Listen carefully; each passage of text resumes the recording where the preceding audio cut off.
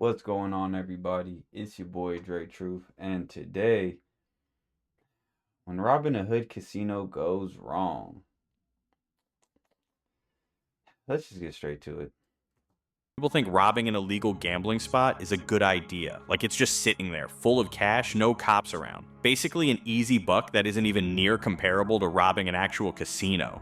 Well, let me tell you about three geniuses from New Jersey who decided to put that theory to the test. Brian Castro, Charles Powell, and a man ironically named Musa Coward drove from Patterson and Newark to Brooklyn in October 2020 to rob a hood casino ironically called the G-Spot. They had inside information, guns, and a plan. What they didn't have was any idea that the 58-year-old security guard working that night had just survived COVID and wasn't about to let some out-of-town robbers ruin his shift. And they definitely didn't account for Castro getting high and bragging about the whole thing to an FBI informant.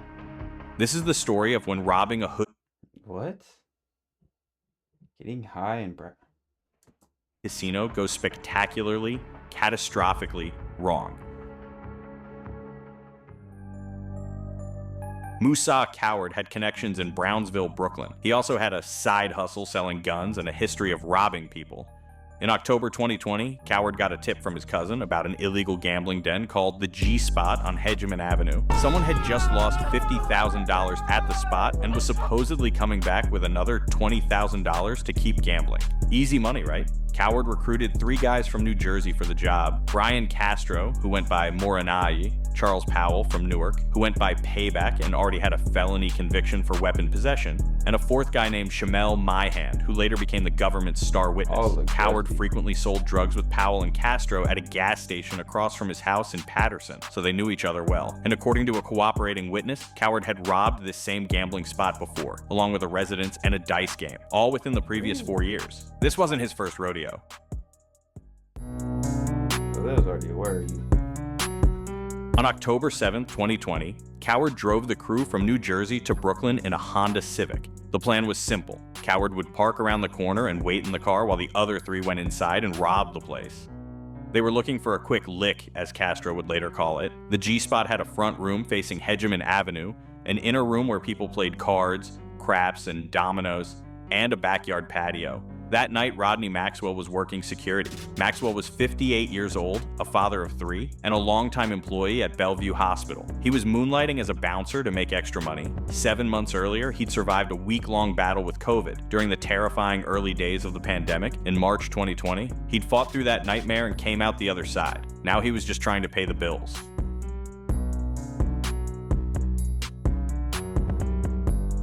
Powell, Castro, and Myhand walked around the corner and entered the gambling den single file. Powell went in first, followed by Castro, then Myhand. They stormed through the front room and the inner room toward the back patio where people were betting on CeeLo and shooting pool, but Maxwell saw Myhand was armed and immediately jumped into action. He tried to disarm Myhand and they started fighting. Maxwell got Myhand in a wrestling hold and was trying to take his gun. They struggled from the inner room all the way to the front room, which had a surveillance camera. Myhand kept pulling the trigger, but his gun jammed. Maxwell had him pinned down. That's when Castro rushed in. He shot Maxwell once in the back with a 9mm pistol, but the shot didn't stop Maxwell. He kept fighting. He kinda had me pinned down at the time, and he fell on top of me, Myhand testified later, and he was trying to take my gun again out of my hand, and I started pressing the trigger again. And eventually the gun went off and the bullet hit the floor and hit the wall after the floor. Dang.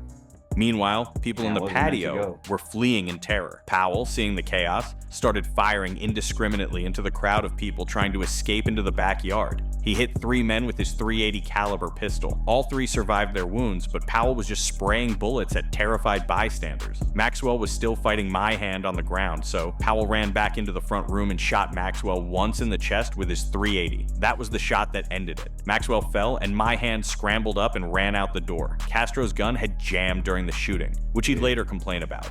Them 380s be jamming. And Castro ran back to the Honda Civic where Coward was waiting. Myhand took off running in a different direction, making his way to the Newport Gardens apartments where he used to live. They left Maxwell bleeding out on the floor, and he died from his gunshot wounds. The 3 other victims survived. Rest in peace. An Eyewitness News exclusive and video showing 3 people entering an illegal gambling spot last week to rob the players. Suddenly, 2 of the suspects began shooting wildly. 1 person was killed and more were injured. Eyewitness News reporter Josh Einiger talking with the NYPD tonight about the search to find the killers. It's an unmistakable sign, a universal symbol of loss.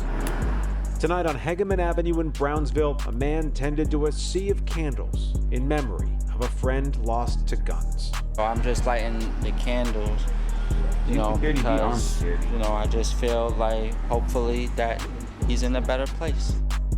This ramshackle building seems like the last place you'd expect to find a lot of cash. But cops say the illegal gambling going on in the back made it a prime target for violence. Certainly an act like this, even for Brownsville, Brooklyn in 2020 is highly unusual. It's highly unusual. Things have been busy lately for Michael Kemper, the chief of the NYPD's Brooklyn North detectives, but this case, he says, has been especially tough to crack.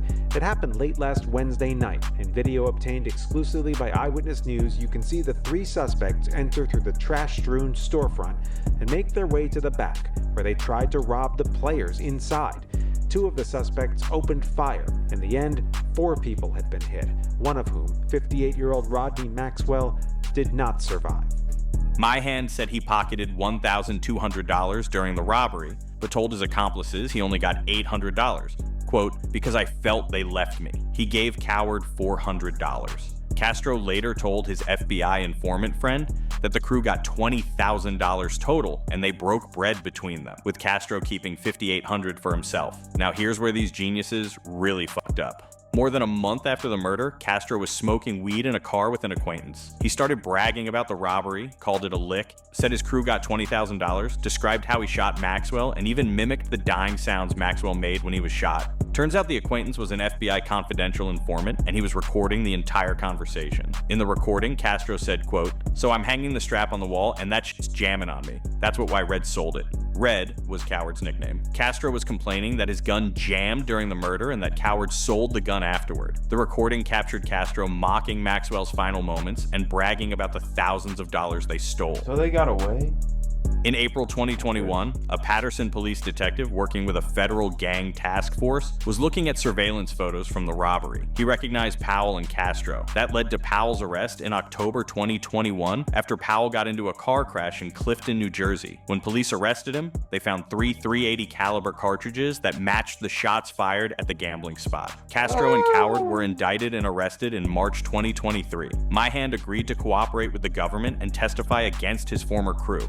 Powell's attorney, Murray Singer, tried to argue that Castro's recorded confession was just bluster meant to boost his street cred. His defense was basically that if the robbery had failed, it would have been humiliating for Castro, so he was just lying to look cool when he confessed to murder on tape. The jury didn't buy it. The trial started in January 2025 in Brooklyn Federal Court before Judge Eric R. Comity. It lasted 2 weeks. The jury saw the surveillance video of the robbery and shooting. They heard cell tower records proving the suspects were in Brooklyn that night. They heard My Hand's testimony about the whole operation, and they heard Castro's recorded confession where he bragged about the murder and mocked Maxwell's dying sounds. On January 30th, 2025, the jury convicted all 3 men on 4 counts. All 3 face a mandatory minimum of 10 years in prison and a maximum of life.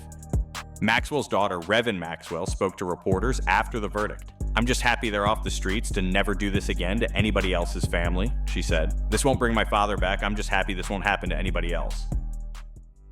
So to recap, Coward got a tip about a gambling den, recruited 3 incompetent guys to rob it, drove them from New Jersey to Brooklyn, and waited in the car while they went inside. Maxwell, a 58-year-old hospital employee and father of 3, who'd survived COVID, tried to stop the robbery. He fought like hell even after being shot in the back. Powell and Castro shot him dead and wounded 3 random bystanders. They made off with a few $1,000s, definitely not enough to justify the risk of a life sentence. Then Castro got high and bragged about it to an FBI informant who recorded everything. They all got caught, tried, and convicted. The moral of the story? Don't rob illegal gambling dens, and if you do, definitely don't brag about murdering someone to your weed-smoking buddy who turns out to be a federal informant. Thanks for watching to the end of the video. I'll see y'all next week. Oh my gosh. People, man, these boys are dumber than a dead chicken. I'm trying to tell you. What? Not you went and bragged about it.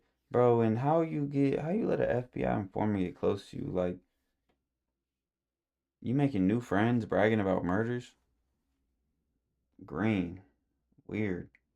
But like that whole situation, that whole everything, like them people are just dumb. Like, ah, man. Yeah, man. Know the company you keep around you. Play stupid game, win stupid prizes. And also, you're in a place that is completely camered up as soon as you walk out. Bro. So yeah, guys, please be dumber than a dead, or be dumber. Be smarter than a dumb dead chicken. Don't make the same mistake that everybody else. Learn from other people's mistakes. And I will catch you on the next one.